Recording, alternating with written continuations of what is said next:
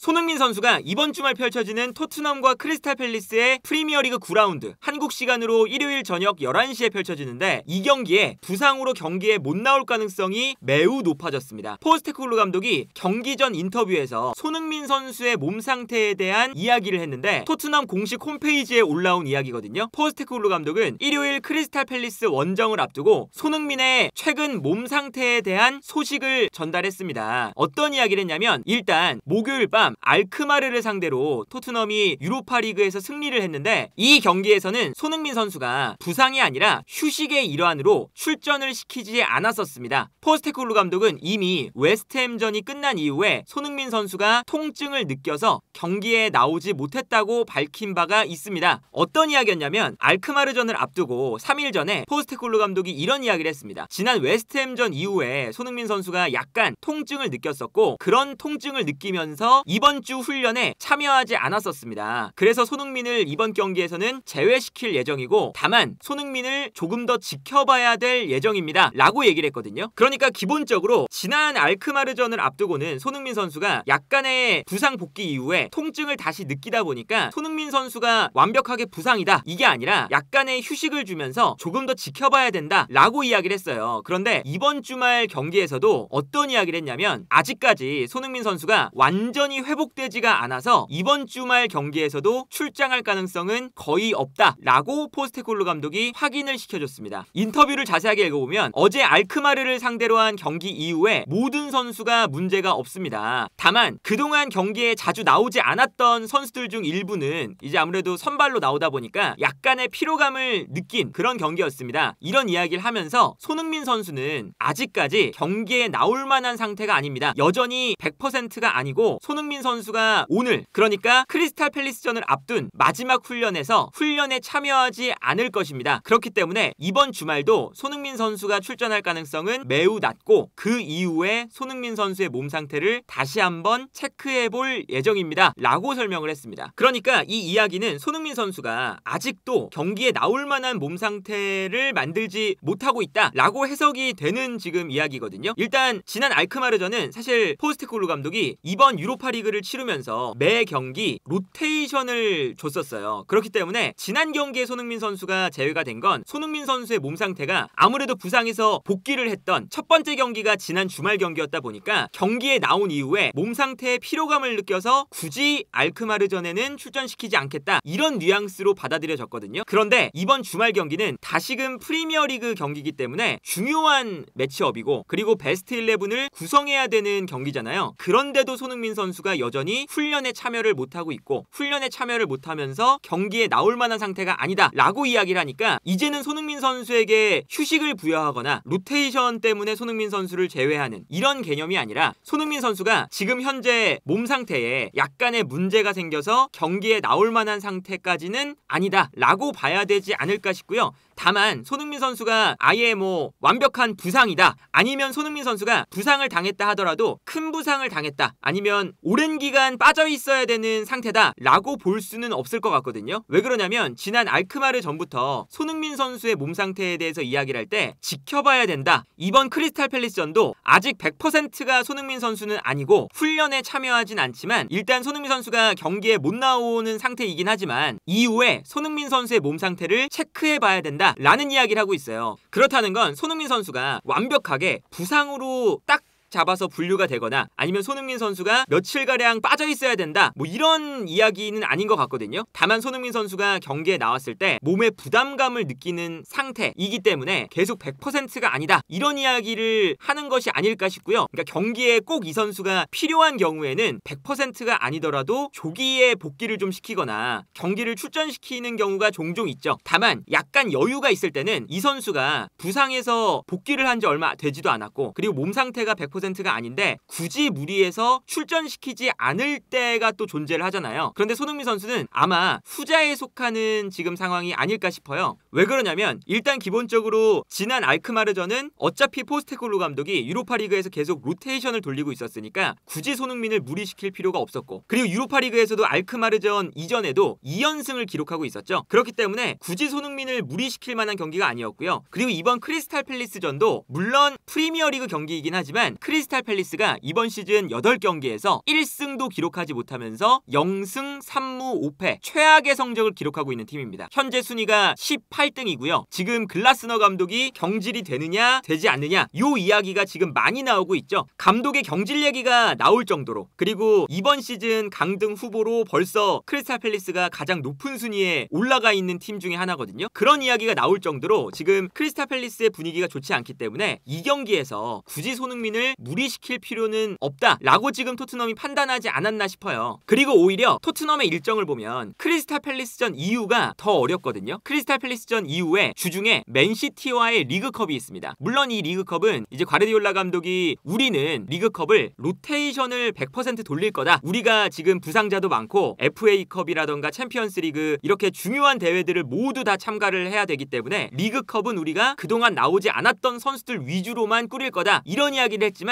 어쨌든 토트넘에게는 리그컵이 무시하면 안 되는 대회 중에 하나잖아요. 토트넘은 우승 트로피를 어쨌든 한 개라도 들어야 되는 팀이니까. 그렇기 때문에 물론 리그컵 경기지만 상황에 따라서는 손흥민 선수가 필요할 수도 있는 경기가 주중에 있고요. 그리고 주말에 있는 경기가 바로 아스톤 빌라전입니다. 요 아스톤 빌라전은 순위 싸움에 있어서 정말 또 중요한 경기 중에 하나잖아요. 이 경기는 또 구독자분들과 이제 새벽의 축구 전문가 채널에서 직접 직관을 가는 경기이기도 한데요. 어쨌든 저 아스톤 빌라전이 순위 싸움에 있어서 정말 중요한 경기이기 때문에 굳이 손흥민 선수가 100%의 몸 상태가 아닌 상황에서 강등권에 있는 크리스탈 팰리스와의 경기에 손흥민을 내보냈다가 혹여나 손흥민 선수의 몸 상태에 문제가 더 생기거나 부상이 재발되거나 이런 안 좋은 일들이 발생할 수가 있으니까 오히려 손흥민을 쉬게 하면서 100%의 몸 상태로 만들고 그 다음 일정이 맨시티와의 리그컵, 그리고 아스톤 빌라와의 리그 경기, 그리고 이 뒤에도 갈라타사라이 원정을 가야 돼요. 이 갈라타사라이 원정도 사실 튀르키예 원정이 굉장히 험난하기도 하고, 갈라타사라이가 현재 리그에서도 9경기 8승 1무 무패의 팀이거든요. 득실차도 플러스 19점이에요. 정말 압도적인 성적을 보여주고 있는 그런 상황이기 때문에 사실은 이 갈라타사라이 원정도 토트넘이 유로파리그 이 리그 페이지에서 가장 어려운 경기 중에 하나가 될 예정이거든요. 그리고 만약에 저 갈라타사라이전을 이긴다면 토트넘이 16강 진출에 거의 한 8분응선 정도는 넘는다고 봐야 되는 그런 상황이기 때문에 오히려 이번 주중에 있었던 알크마르 그리고 주말에 있는 크리스탈 팰리스전 요 경기들보다 이 뒤에 있는 맨시티전, 아스톤 빌라전, 갈라타사라이전 요 경기들의 난이도가 훨씬 더 높고 그리고 중요도도 높다 보니까 손흥민 선수의 몸 상태를 지금 토트넘 내에서 아주 세밀하게 관리를 하면서 다음 경기들을 준비시키고 있는 것이 아닐까라는 생각이 들고요.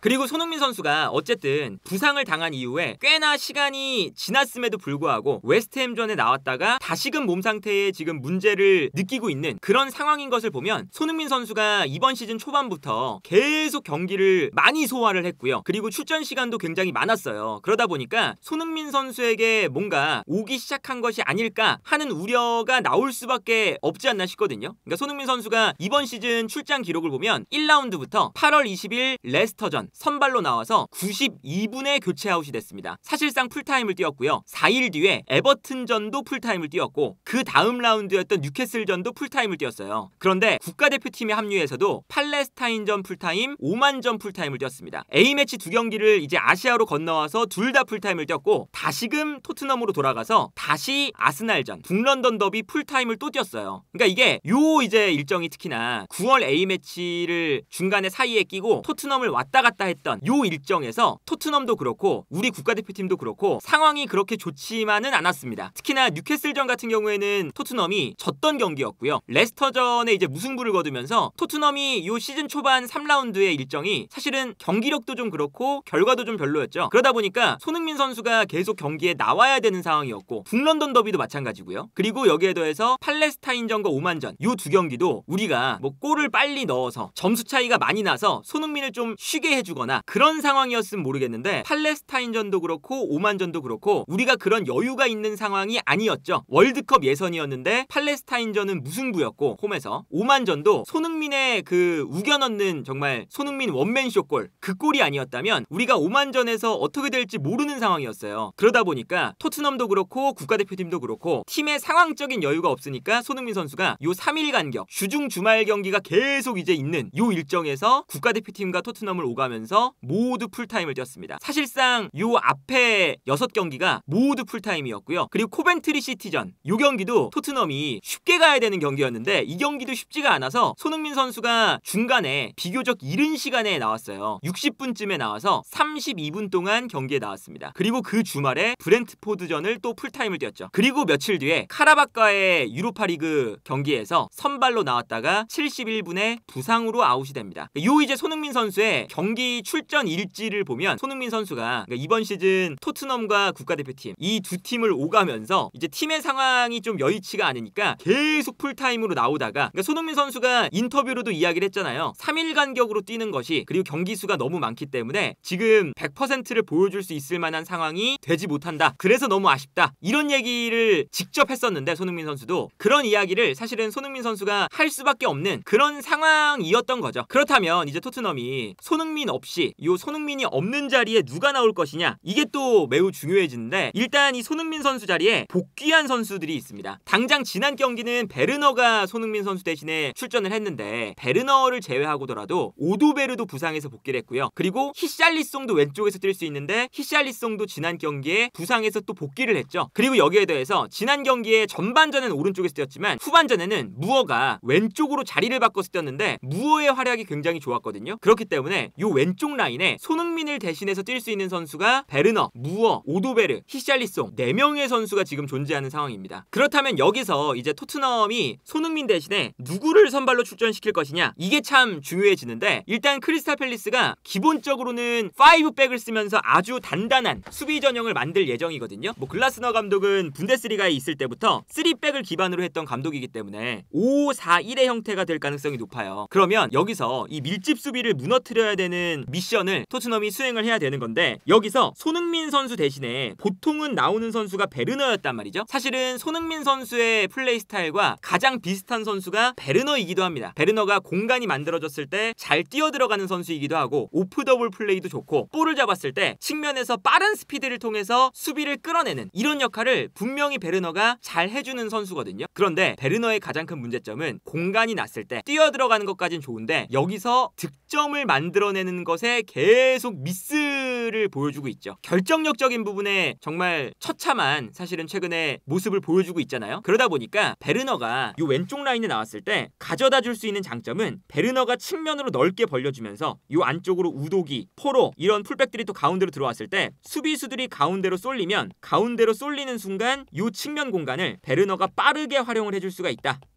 이것은 베르너가 토트넘에게 가져다 줄 수 있는 가장 큰 이점입니다. 그런데 만약에 베르너가 측면으로 이제 넓게 벌려졌을 때 다시금 가운데로 뛰어들어가는 순간 요 뛰어들어가는 순간 베르너에게 패스가 넘어가면 여기서 베르너가 마무리가 너무나 미흡한 모습을 최근에 보여주고 있으니까 요 마무리적인 면에서는 베르너가 지금 현재는 다른 선수들에 비해서 좀 밀린다고 봐야겠죠. 그래서 베르너를 출전시키는 데에는 물론 이제 이슈가 어느 정도 있고요. 특히나 쿨루세프스키가 요즘에는 이 토트넘의 에이스적인 역할을 하고 있기 때문에 쿨루세프스키가 볼을 잡았을 때 수비수들이 쿨루세프스키 쪽으로 좀 쏠릴 때가 있어요. 그러면 쿨루세프스키에게 수비가 쏠릴 때 반대편으로 뛰어들어가는 베르너에게 방향전환 패스가 들어가면서 베르너에게 좋은 찬스가 올 수가 있는데 여기서 베르너가 마무리가 안 된다는 거. 요 문제가 지금 존재하는 만큼 베르너가 아니라 요 자리에 히샬리송을 기용해서 히샬리송이 이 공간으로 침투해 들어가게끔 만드는 요러한 전략을 쓸 수도 있고요. 그리고 이제 히샬리송을 기용하게 된다면 상대가 3백을 쓰는 요 밀집 수비를 펼칠 때 히샬리송이 측면에 있는 게 아니라 가운데로 들어가서 솔랑키와 함께 투톱처럼 위치하게 되고 여기서 이제 왼쪽에서 우독이 오른쪽에 존슨 뭐 이런 선수들이 좌우에서 이제 크로스를 올려준다 라고 했을 때 히샬리송과 솔랑키 두 명의 피지컬이 좋은 선수가 박스 안에서 달려 들어갈 수가 있기 때문에 히샬리송을 왼쪽에 투입한다면 왼쪽에 있다가 가운데로 들어가서 박스 안의 숫자를 늘려주고 상대의 밀집 수비 안에서 박스 안 경합 상황을 늘려준다 라는 것에는 분명한 장점을 가져다 줄 수 있는 선택입니다. 그리고 여기에 더해서 무어 같은 선수가 나온다면 혹은 오도베르가 나온다면 어떤 장점이 있냐면 상대가 밀집 수비를 할 때 여기서는 이제 베르너라던가 히샬리송이라던가 이런 선수들이 단점을 가지고 있는 건 상대의 밀집 수비 안에서 볼을 잡았을 때 유연하게 세밀한 플레이를 보여주면서 요 공간에서 볼을 소유하고 창의적인 패스를 뿌려주는 이런 플레이에는 무어라던가 오도베르가 베르너나 히샬리송보다는 더 잘하는 선수에 속하잖아요. 그러다 그러다 보니까 상대가 밀집 수비를 만들었을 때 이 좁은 공간에서 무언가 토트넘이 창의적인 면을 선택을 한다면 무어나 오도베르를 선택하는 것이 조금 더 좋은 선택이 되지 않을까. 그래서 지금 손흥민 선수가 없을 때 뭐 베르너, 뭐 오도베르, 무어, 히샬리송 어떤 선수가 나오든 당연히 손흥민 선수를 완벽하게 대체할 수는 없지만 기본적으로 스타일이 굉장히 제각각이에요. 베르너는 굉장히 빠른 선수고, 히샬리송은 박스 안으로 들어가서 경합을 해줄 수 있는 선수고, 오도베르는 드리블 돌파를 해줄 수 있는 선수고, 무어는 조금 더 세밀한 플레이를 해주면서 창의적인 면모를 불어넣을 수 있는 선수고, 각각의 플레이 스타일이 조금은 다르기 때문에